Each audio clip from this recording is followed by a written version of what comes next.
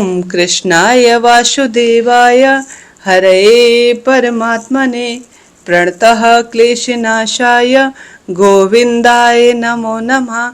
अर्थात हे कृष्ण, हे वासुदेव के पुत्र, हे हरि, हे परमात्मा, हे गोविंद, हम अपने समस्त दुखों और कष्टों के नाश के लिए आपके समक्ष बारंबार सर को झुकाते और प्रणाम करते हैं। प्रिय श्रोताजनों, राधे राधे। आज है सावन पुत्रदा एकादशी। आपके जीवन में खूब खुशियां बनी रहे, इसी मंगल कामना के साथ आइए श्रवण करते हैं इस वीडियो में सावन पुत्रदा एकादशी व्रत कथा, तुलसी और एकादशी माता की कथा, सूर्य भगवान और सावन महत्म इसी वीडियो में सुनेंगे। बस आप अंत तक बने रहें। आरंभ करते हैं। कृष्ण भगवान युधिष्ठिर से कहते हैं, सुनो युधिष्ठिर, तुलसी माता और एकादशी माता की यह दिव्य कथा अपने आप में पुत्र, सौभाग्य, धन धान्य और समृद्धि और परिवार में खुशियां देने वाली कथा है। इसको जो भक्त सुनता है उसके जीवन में समृद्धि स्वतः ही आ जाती है। कथा अनुसार बहुत समय पहले की बात है। एक सुंदर और समृद्ध राज्य था। उस राज्य का राजा धर्मात्मा और प्रजा का पालन करने वाला था। उसकी रानी भी अत्यंत धार्मिक और प्रतिव्रता थी। महल में किसी चीज की कोई कमी नहीं थी, परंतु सूनी गोद रानी की थी, जिस कारण वह परेशान रहते थे और दोनों तुलसी माता और एकादशी माता के आगे फूट फूट कर रोते थे। एक दिन रानी तुलसी माता के आगे दीपक जला रही थी कि सभी को देखकर उसके मन से खूब रोना निकला और वह फूट फूट कर रोने लगी और तुलसी माता से कहती है, रानी हाथ जोड़कर कहती है, हे तुलसी माता, मैंने आपको माता स्वरूप माना है। मेरे जीवन में धन दौलत की कोई कमी नहीं है, लेकिन मेरी गोद सूनी है। यदि मेरी भक्ति में कोई कमी रह गई हो तो मुझे क्षमा करना, परंतु मुझे एक संतान का सुख तो दे दो ना। इतना कहकर रानी तुलसी माता के चरणों में सर रखकर रोने लगी। उसी रात रानी को एक स्वप्न में दिव्य स्त्री दिखाई दी। उसके मुख पर बहुत तेज था। उन्होंने कहा, पुत्री दुखी मत हो, तुम आने वाली एकादशी को श्रद्धा से व्रत करो। वह कोई और नहीं, एकादशी माता थी। प्रातः स्नान करके भगवान विष्णु का पूजन करना, तुलसी माता को जल अर्पित करना, पूरे दिन भगवान का सुमिरन कर कर एकादशी माता का भी ध्यान करना और एकादशी कथा को सुनना। रानी ने स्वप्न में ही हाथ जोड़कर पूछा, माता, क्या मेरे भाग्य में संतान का सुख लिखा हुआ है? तब वह दिव्य स्त्री मुस्कुराई और बोली, जहाँ सच्ची श्रद्धा होती है वहाँ भगवान कृपा देर सबेर अवश्य करते हैं। अचानक रानी की नींद खुली। सुबह होते ही रानी ने राजा को पूरी बात बताई। राजा ने भी कहा, यदि भगवान श्रीहरि की इच्छा है तो तुम्हारी मनोकामना जरूर ही पूरी होगी। तो हम श्रद्धा से अब एकादशी का व्रत करेंगे। एकादशी के दिन राजा और रानी ने प्रातः स्नान किया, स्वच्छ वस्त्र धारण किए और भगवान विष्णु के सामने दीपक जलाया। रानी ने तुलसी माता के पास जाकर कहा, हे तुलसी माता, मेरे सुहाग की रक्षा करना, मेरे घर में सुख शांति और मेरी सोनी गोद भर देना। इसके बाद दोनों ने भगवान विष्णु की पूजा की और दिन भर एकादशी माता का स्मरण वह करते रहे। रात को उन्होंने जागरण किया, भगवान श्रीहरि के भजन गाए। आधी रात के समय अचानक दिव्य प्रकाश फैल गया। राजा रानी ने देखा कि भगवान श्रीहरि उनके सामने विराजमान है। दोनों ने हाथ जोड़कर प्रणाम किया। भगवान विष्णु बोले, राजन और रानी, तुम्हारी श्रद्धा से मैं बहुत प्रसन्न हूँ। तुम बहुत मेरे प्रति श्रद्धावान हो। तुम्हारे घर में शीघ्र ही पुत्र का जन्म होगा। तुम्हारे घर में से जो दुख है वह दूर होंगे, धन धान्य में वृद्धि होगी। लेकिन याद रखना, धन और संतान मिलने के बाद कभी अहंकार मत करना और एकादशी और तुलसी माता की भक्ति में कभी कोई कमी मत छोड़ना। इतना कहकर भगवान अंतर्ध्यान हो गए। कुछ समय बाद रानी एक सुंदर और तेजस्वी पुत्र को जन्म देती है। पूरे राज्य में खुशी की लहर दौड़ाई। राजा ने गरीबों को अन्न, वस्त्र और धन देकर विदा किया।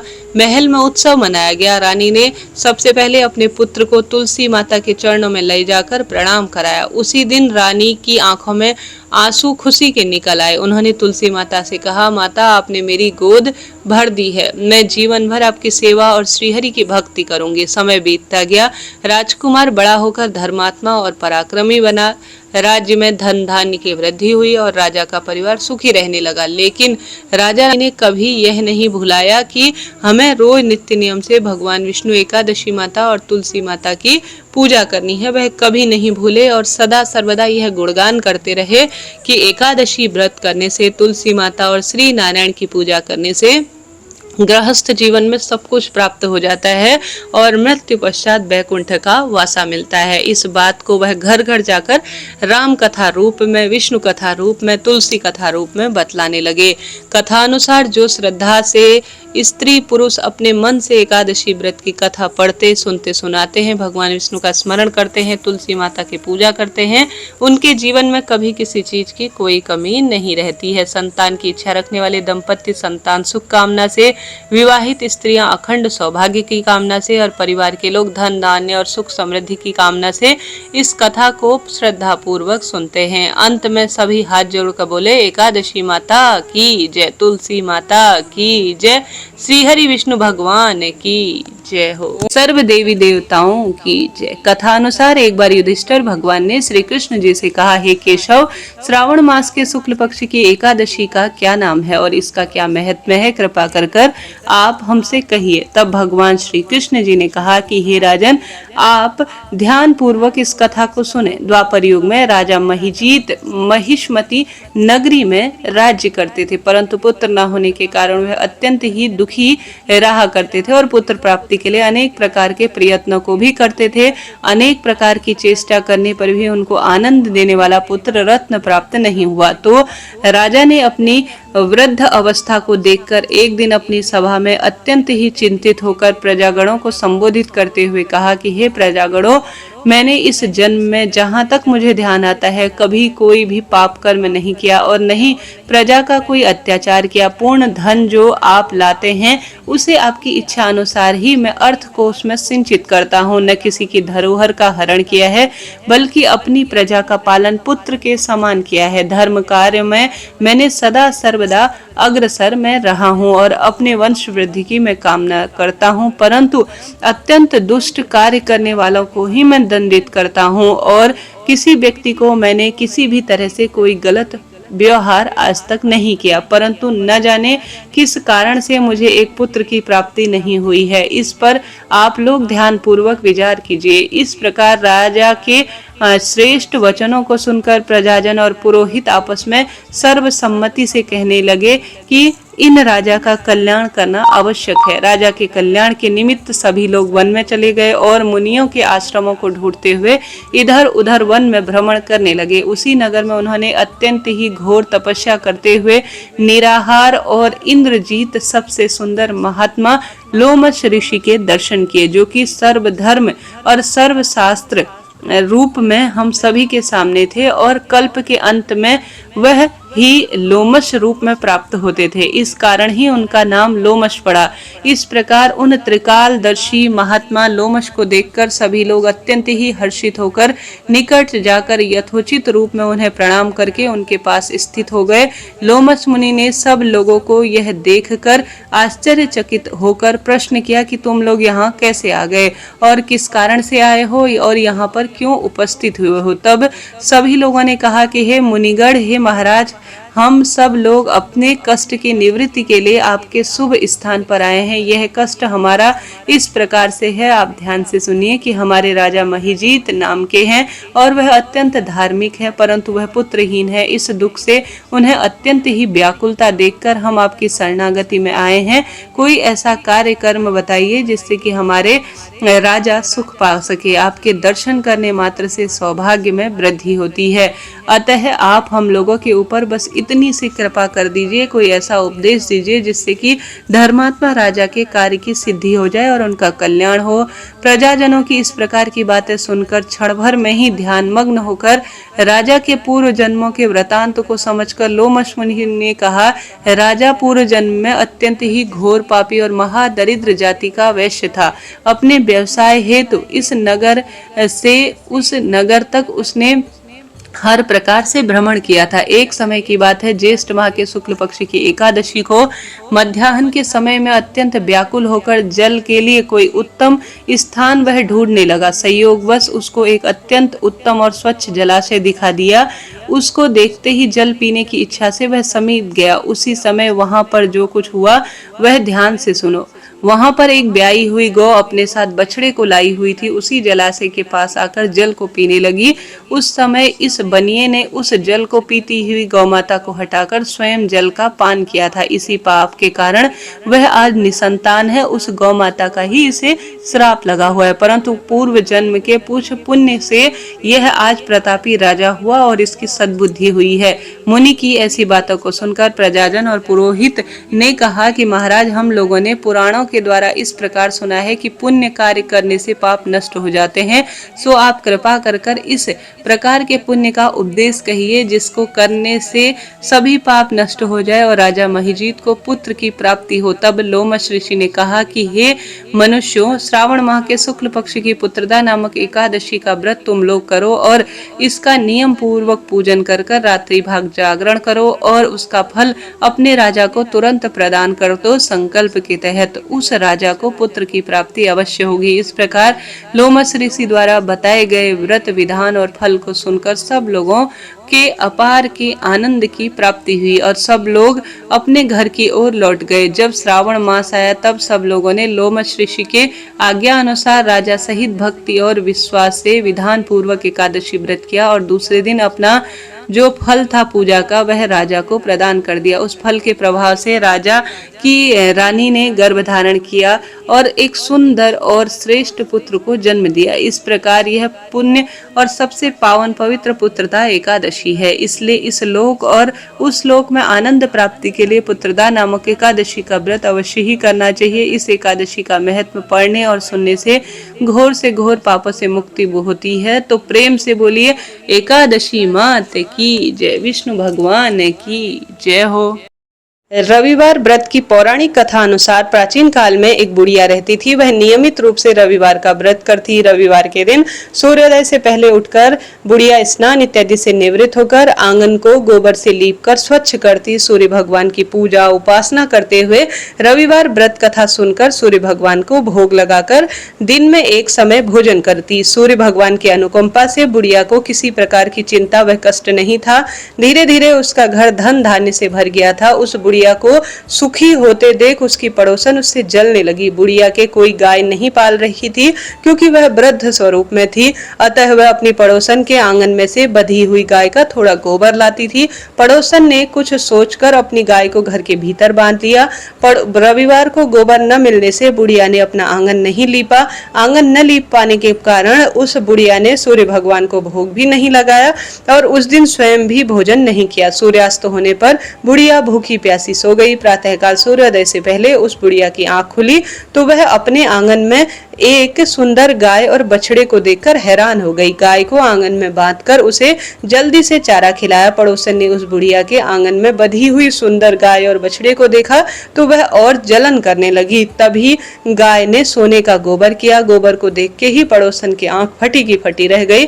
पड़ोसन ने उस बुढ़िया को आसपास न पाकर तुरंत उस गोबर को उठाया और अपने घर में ले गई और अपनी गाय का गोबर वहां रख दिया। सोने के गोबर से पड़ोसन कुछ दिनों में खूब धनवान हो गई। गाय प्रतिदिन सूर्योदय से पूर्व सोने का गोबर किया करती थी और वह बुढ़िया के उठने से पहले ही पड़ोसन उस गोबर को उठाकर ले जाती। बहुत दिनों तक बुढ़िया को सोने के गोबर के बारे में कुछ भी पता नहीं चला। बुढ़िया पहले की तरह हर रविवार को भगवान सूर्य देव का व्रत करती, कथा सुनती सुनाती। लेकिन सूर्य भगवान को जब पड़ोसन की चालाकी का पता चला तो उन्होंने तेज आंधी तूफान चला दिया। आंधी का प्रकोप देखकर बुढ़िया ने गाय को घर के भीतर बांध लिया। सुबह उठकर बुढ़िया ने सोने का गोबर देखा तो आश्चर्यचकित हो गई। उस दिन बाद बुढ़िया गाय को घर के अंदर भीतर बांधने लगी। सोने को गोबर को देखकर बुढ़िया कुछ दिनों में धनवान हो गई। उस बुढ़िया के धनी होने से पड़ोसन बुरी तरह से जल भुनकर खाक हो गई। उसने अपने पति को समझा बुझाकर उसी नगर के राजा के पास भेज दिया। सुंदर गाय को देखकर राजा खुश हुआ। सुबह जब राजा ने सोने का गोबर देखा तो आश्चर्य का ठिकाना नहीं रहा।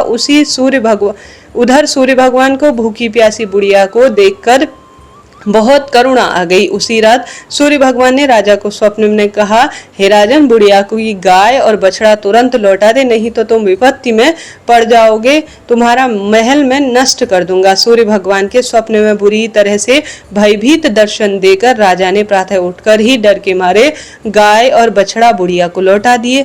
राजा ने बहुत सारा धन देकर बुढ़िया को अपनी गलती से क्षमा मांगी और राजा ने पड़ोसन और उसके पति को उसकी दुष्टता के लिए दंड दिया। फिर राजा ने पूरे राज्य में घोषणा करा दी कि सभी स्त्री पुरुष रविवार का व्रत किया करे। रविवार का व्रत करने से घर में सुख शांति आती है, धन धान्य होती है और चारों ओर राजस्वी सुख मिलकर खुशहाली आती है और सारे श्रेष्ठ फल मिलते हैं। रोग दोष कष्ट शोक का निदान होता है। सभी स्त्री पुरुष सुखी जीवन यापन करने लगे और सभी लोगों के शारीरिक कष्ट भी दूर होने लगे। हे सूर्य नारायण भगवान, जैसे आपने उस बुढ़िया माई के रोगों का हरण किया, मान सम्मान दिया, अपनी भक्ति के लिए चुना, उसी तरह से जो भी प्रिय श्रोता आज इस कथा को सुने उनके जीवन में खूब खुशियां देना, सौभाग्य देना, धन संपदा का वरदान देना और सदा सर्वदा व्रत करने योग्य बनाए रखना। प्रेम से बोलिए सूर्य भगवान की जय। प्रिय श्रोताजनों, सावन महीने के आज हम 26वें अध्याय में सुनते सुनते पहुंच गए हैं। तो 26वें अध्याय में अमावस तिथि में होने वाले सब कार्यों का वर्णन मिला है। ईश्वर बोले, हे मुनि, अब सावन अमावस को होने वाले अन्य कार्यों को सुनो। प्रसंगवश मुझे कुछ भी याद आया है वह सब मैं तुम्हें कहने आया हूँ, ध्यान से सुनना। मैंने पूर्व में वृषभ पर सवार होकर अनेक बार दुष्टों, दैत्य तथा अन्य लोगों के साथ जो दुष्ट थे उनके साथ युद्ध किया, परंतु महाबली वृषभ ने मुझे युद्ध में कभी नहीं त्यागा। एक बार अंधकासुर के साथ युद्ध में वृषभ बहुत घायल हो गए थे तथा उनके शरीर में बहुत सा रुधिर बहने लगा। फिर भी धीरज रखकर वृषभ ने मेरा भार वहन किया और मैंने अंधकासुर का वध किया। नंदीश्वर के पराक्रम को देखकर मैंने उनसे कहा कि हे सुब्रवत्र, मैं तुम्हारे इस काम से प्रसन्न हूँ और तुम्हारे लिए मैं वर देने को उत्सुक हूँ। तब नंदीश्वर बोले, हे देव, मुझे कुछ भी नहीं चाहिए। अब आप मुझ पर प्रसन्न हैं तो इससे बड़ा वैभव मेरे लिए कुछ भी नहीं होगा। हे भगवान, फिर भी संसार के उपकारार्थ हेतु आपसे याचना करता हूँ कि आज श्रावण अमावस है। जो भी आज जौ, गौ और बैल इस दिन जन्म लेंगे वह कामधेनु के सदृश होंगे और जो इस दिन गौ और बैल का पूजन करेंगे उनके हमेशा ही गौधन में वृद्धि होगी। जिनके घर में गौ नहीं होगी वह घर शमशान के तुल्य होगा, क्योंकि गौरस बिना पंचगव्य नहीं होता, गोबर बिना घर का समार्जन नहीं होता और गौमूत्र के बिना जीव कीटाणु हमेशा उत्पन्न होते ही रहते हैं। अतः हे महादेव, यदि आप संतुष्ट हैं तो वर दीजिए। यह सुनकर शिव जी बोले, हे वृष श्रेष्ठ, तुमने जो मांगा है वह सब मिलेगा। हे नंदिन, यह और भी सुनो। जो वृषभ किसी कार्य में न लगा हो और वह तृण खाता है तथा जलपान करता है, ऐसे वृक्ष को पोल कहा जाता है। अतः हे नंदिनी, उसी नाम से इस दिन का नाम पोला होगा। हे मुनि, अतः इन सब की इच्छाओं को देने वाले बैलों का महोत्सव करें। अब इस दिन होने वाले कुश ग्रह विधि को सुनो। श्रावण अमावस्या को कुशा उखाड़ने से यह कुशा बारंबार कार्य में लेने के लिए बहुत शुद्ध रहती है। कुश, काच, यव, दुर्वा, खस, कुदक, गेहूं, चावल, मूज और दर्भ ये 10 कुशा के भेद है। ब्रह्मा स्वभाव से उत्पन्न दर्भ मेरे सब पापों का नष्ट करे, यह कहकर ईशान दिशा की तरफ मुख कर ओम फट मंत्र से एक बार में ही कुश उखाड़े। जिन कुशा के अग्रभाग सूखे न हो ऐसे कुश देव कार्य और जप आदि कार्यों में तथा जड़ सहित कुश कार्य में उपयोग ली जाती है, पितृ कार्य में उपयोग ली जाती है। देव तथा पितृ कार्य में 7 पत्र के कुश उत्तम हैं। ब्राह्मण 4 कुशा की पवित्री तथा क्षत्रिय 3, वैश्य 2, शूद्र 1 कुश की ग्रंथि युक्त पवित्र ग्रहण करें। पवित्र को आचमन के समय हाथ में से न निकालें। विकीर तथा पाद्य समाप्ति पर पवित्रा त्यागे। दर्भ तुल्य पुण्य दाता अन्य कोई नहीं है, अतः अमावस के दिन दर्भों को अवश्य स्वीकारे। हे मुनि, यह सावन अमावस्या रोज का कार्य कहा है। अब आप सावन महीने में जो अन्य कार्य होते हैं उसे भी सुनो। प्रिय श्रोताजनों, यह 26वां अध्याय समाप्त हुआ। आइए कल हम शुभ दिन में 27वां अध्याय सुनेंगे। अब आइए एकादशी माता की आरती कर लेते हैं। जय हो। ओम जय एकादशी माता मैया, जय एकादशी माता। विष्णु पूजा व्रत को धारण कर शक्ति मुक्ति पाता। ओम जय एकादशी माता, तेरे नाम गिनाऊं देवी, भक्ति प्रदान करनी मैया, भक्ति प्रदान करनी। गण गौरव की देनी माता, शास्त्रों में वरनी। ओम जय एकादशी माता, मार्गशीर्ष के कृष्ण पक्ष की उत्पन्ना विश्वतारिणी जन्मी मैया विश्वतारिणी जन्मी। शुक्ल पक्ष में होई मोक्षदा मुक्तिदाता बन आई। ओम जय एकादशी माता। पौष के कृष्ण पक्ष की सफला नामक है मैया, सफला नामक है। शुक्ल पक्ष में होय पुत्र दा आनंद अधिक रहे। ओम जय एकादशी माता। नाम 60 तिला माघ मास में कृष्ण पक्ष आवे मैया, कृष्ण पक्ष आवे। शुक्ल पक्ष में जया कहावे विजय सदा पावे। ओम जय एकादशी माता। विजया फाल्गुन कृष्ण पक्ष में शुक्ला आम्ल की है मैया, शुक्ला आम्ल की है। पाप मोचिनी कृष्ण पक्ष में चैत्र महाबली की। ओम जय एकादशी माता। चैत्र शुक्ल में नाम कामदा धन देने वाली मैया, धन देने वाली। नाम वरुथिनी कृष्ण पक्ष में वैशाख माह वाली। ओम जय एकादशी माता। शुक्ल पक्ष में होय मोहिनी अपराज्येष्ठ कृष्ण पक्षी मैया, अपराज्येष्ठ कृष्ण पक्षी। नाम निर्जला सब सुख करनी शुक्ल पक्ष रखी। ओम जय एकादशी माता। योगिनी नाम आषाढ़ में जानो कृष्ण पक्ष करनी मैया, कृष्ण पक्ष करनी। देव शयनी नाम कहायो शुक्ल पक्ष धरनी। ओम जय एकादशी माता। कामिका श्रावण मास में आवे कृष्ण पक्ष कहिए मैया, कृष्ण पक्ष कहिए। श्रावण शुक्ला होय पवित्र आनंद से रहिए। ओम जय एकादशी माता। अजा भाद्रपद कृष्ण पक्ष की परिवर्तिनी शुक्ला मैया, परिवर्तिनी शुक्ला। इंद्रा अश्विन कृष्ण पक्ष में व्रत से भव सागर निकला। ओम जय एकादशी माता। पांपा कुंशा शुक्ल पक्ष में आप हरनहारी मैया, आप हरनहारी। रमा मास कार्तिक में आवे सुखदायक भारी। ओम जय एकादशी माता। देवोत्थानी शुक्ल पक्ष की दुखनाशक मैया, मैया दुखनाशक मैया। पावन मास में करो विनती पार करो नैया। ओम जय एकादशी मैया। परमा कृष्ण पक्ष में होती जन मंगल करनी मैया, जन मंगल करनी। शुक्ल मास में होय पद्मिनी दुख दारिद्र हरनी। ओम जय एकादशी माता। जो कोई आरती एकादशी की भक्ति सहित गावे मैया, भक्ति सहित गावे। जन गुरु दीता स्वर्ग का वासा निश्चय वह पावे। ओम जय एकादशी माता। जय जय एकादशी माता। प्रेम से बोली एकादशी मात की जय। प्रिय श्रोताजनों, आज संपूर्ण कथा मैंने आपको सुनाई। उपयोगी रही हो तो चैनल से जुड़े और राधे राधे लिखना न भूलें।